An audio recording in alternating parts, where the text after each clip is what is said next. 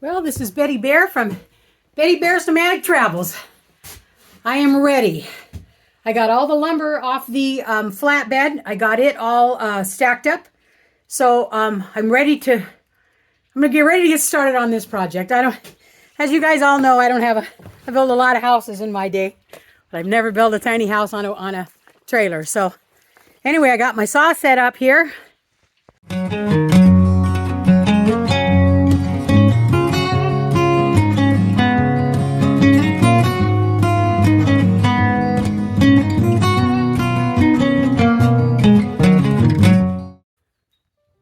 I got my chop saw set up.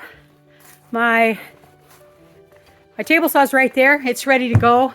I got my tools out. I'm a DeWalt freak, so I've got all my DeWalts out. I got some plywood. That's my floor plywood. I chose 1/2 inch instead of 3/4 inch because I'm worried. Remember, I got to worry about weight. So everything I'm doing is weight. The 2 windows, I've got 2 2x2s.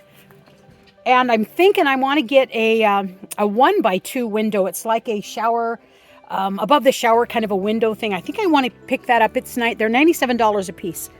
My flatbed is absolutely beautiful. It's got a 3.5 inch lip, right? 3.5 inch lip right here. So I've got my 2x3. It's going to sit right here. And then I've got a 1/2 inch left for that flooring to sit. That's my thought. The stake pockets, right here on the stake pockets, I'm going to put a 2x4 stake pocket shooting all the way up on all 1, 2, 3, 4, 5, 6 corners. I'm putting the stake pockets, the 2x4s in, and that's going to be for stability. And I think that's going to help the corners of my tiny house be a little bit more stable. So anyway, I think I'm ready, guys. Okay, guys.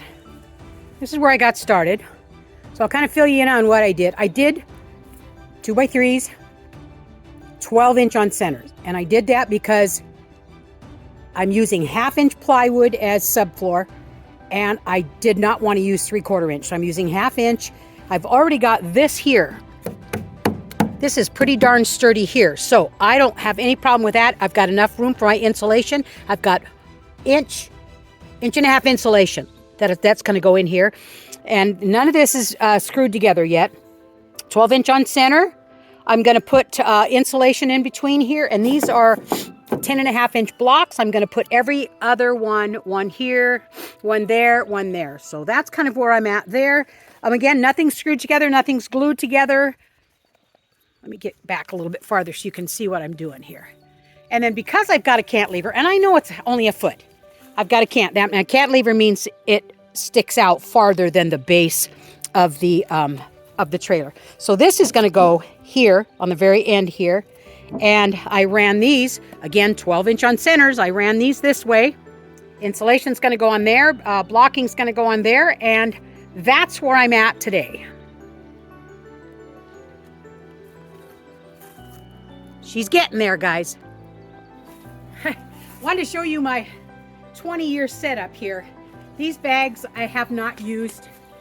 Well, these are the ones I use as a carpenter. I mean, you can see how ratty and how torn up they are. I love them. I wouldn't change them at all. I love them. So these are my 20-year-old bags. My knee pads, because my knees are bad. Got knee pads on both sides. So this old lady's going to try to be a carpenter again. But you know what? So far, things are starting to come back on things to do. And I realize that this is not typical, 16 on centers, 2x6s. It's not typical, but things are starting to come together. And I'm pleased. I'm pleased to my tiny house. What came in today in the mail was my 2-burner. I've got a 2-burner drop-in propane stove this time. So we're going to give that one a try. I still am not sure on the Wave 3. I'm not sure of the Wave 3, or I'm not sure on whether I'm going to do that Webasto. That Webasto is so expensive. $369, 4 times more expensive than that Wave 3. So I'm still thinking about it. Okay, day 2. Just started on day 2, and last night, before I cleaned up last night, I ran into a conundrum. So let me show you what this little conundrum is. Okay, my flatbed trailer is not flat. So I have my outside sitting directly on the wood here, sitting directly on the wood here. These aren't hooked up yet, but I'll do that. Anyway, so it's flat here, it's flat here, and look at the space. So my trailer goes, so I went to Home Depot and I found some composite shims. Let me show you what they are. It's called Eco Shim, and they're composites, and they are narrow on one side. You can see here, narrow on one side and a little bit thicker on the other side. So what I end up doing is I shimmed every one, spot here, spot there, spot here, spot there, and I ended up taking some stuff apart because I was going to have my plywood laid differently. Now my plywood is going to go over here, over 8 feet, and then I'm going to go here because the seam is right here, and I'm going to do a 4-foot piece here, and that's not quite 4 feet, and a 4-foot piece here. It's not quite 4 feet. I don't remember what it is, but anyway, so I'm going to have, that'll be one piece. That's another piece. I'm still going to be shy because all I have is 3 pieces. So anyway, what I wanted to do is to make sure that this here is all one piece, because this is my 2-foot. Remember, here's my porch. Where's my 11 feet? Anyway, this is 2 feet. So I've got 2 feet from here to here, but I want that piece of plywood all the way through there. I want it to be one piece. I don't want to have to split it because I don't want my porch to be split, because that will be shown. So anyway, I still looks like I had to buy a piece of plywood. But anyway, I take apart, remember I told you that's what I was going to do. Take apart, put together, take apart, put together. Well, I didn't take a whole lot apart. The gap. I got a good sized gap here. So I want to make sure that's all cleaned up, and so I don't get any bugs or spiders or whatever. So I don't know if I'm going to get the insulation in or not, but I'm going to give it a try. So anyway, that's where I'm at today. It's not near as warm today. I'm really glad about that because it was bloody hot yesterday. So it's not so bad today. Anyway, but I'm going to keep on trucking, guys. Alrighty. Got all the shims in. So the deck is perfectly flat. I got all the in between each of those 2x10s. I've got spray foam along the edge right here where the deck's going to be. I am going to put some plywood underneath here, and then I'm going to paint it with waterproof painting. So I am going to do that. But anyway, so I've got spray foam all over, and it took 2 cans of Tough Stuff. So if you just for your information, I also put these brackets right here too, because right where are you at there? Right there. Yeah, I put those. I think I've got 15 of them in there, and that's just to help sturdy up the floor too. So I've got those all over in here. I've got the bigger ones right here. So I'm a bracket kind of a person, so I've got those brackets in over there. I've got this one. So I have 1, 2, 3, 4, 5, 6 of those. And this thing is as sturdy as all get out. But wait. We got to worry about weight. So I tell you what, trying to pick this thing up is really, really strong. So I'm happy with that. So, all right. Well, now I'm going to start on the insulation. And the spray foam's not quite dry yet. And I think I might have to knock some of it down. There might be some higher spots. But because the spray foam the insulation is only... what did I say, 1.5 inches? It's 1.5 inches. Then they should be able to sit in there nice and snug. So, all right, here we go. All right, insulation's down. Yahoo! Look here. My granddaughter, little Miss Lexi, brought me a little rose. Too cute. I've got my insulation in. There it is. I'm ready to put the floor down.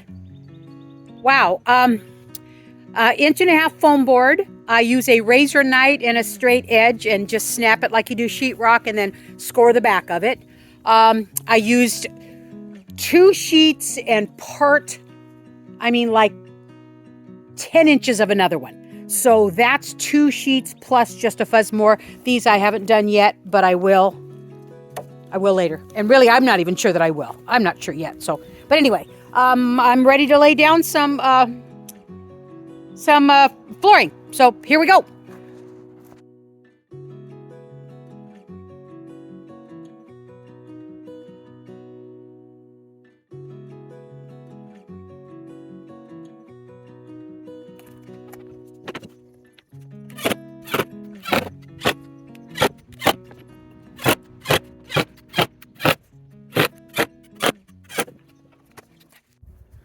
Well, another day. This is day 2. I've got the floor almost done. I was short on plywood. Let me show you. But it looks great. It looks great. Sturdy as all get out. So I'm pretty tickled about it. Starting to look like a house, guys. Starting to look like a house. Well, this is the end of a day 2. I was hoping to get the floor done. Obviously, I didn't. Obviously, if the floor didn't get done. I need to go back to Home Depot and pick up some plywood, pick up a couple more L brackets. You know, I like those little L brackets. I think they're going to work great. I like those shims, the shim idea, as opposed to, I was going to put some 3-tabs, some roofing underneath there. And you know how heavy roofing was for my sway, you know, that little sway where I had to shim it up a little bit.